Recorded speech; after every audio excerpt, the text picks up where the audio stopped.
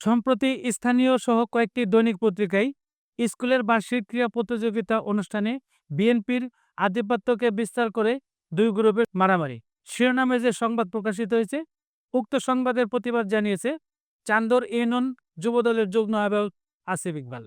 প্রতিবাদ লিপিতে তিনি বলেন, গত ২৭ ফেব্রুয়ারি চান্দর ইউনিয়নের ৯ নং ওয়ার্ডে অবস্থিত আটিপাড়া চরপল্টন সরকারি প্রাথমিক বিদ্যালয়ে বার্ষিক ক্রীড়া প্রতিযোগিতা ও পুরস্কার বিতরণ অনুষ্ঠানের বিকেল ৫টার দিকে আমি উপস্থাপকের দায়িত্ব পালন করার সময় চান্দর ইউনিয়নের ৯ নং ওয়ার্ড যুবলীগ নেতা শেখ রনি উক্ত ক্রীড়া অনুষ্ঠান করতে দেওয়া হবে না বলে ঘোষণা দিলে ক্রীড়া অনুষ্ঠানে আগত সকল ছাত্র ছাত্রী অভিভাবকগণ বাধা দিলে উভয় পক্ষের মধ্যে কথা কাটাকাটি হয়।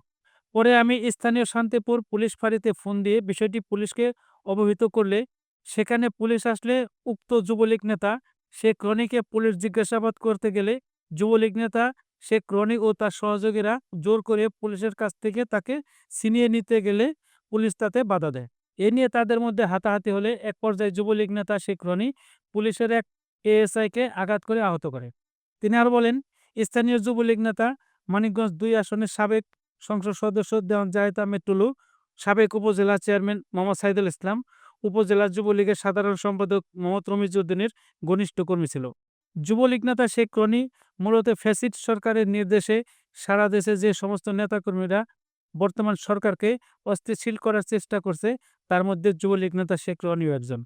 তাই এখানে বিএনপির দু গ্রুপের সাথে কোনো ঘটনা ঘটেনি, বরং যুবলীগ নেতার আঘাতে পুলিশ সদস্য আহত হয়েছে।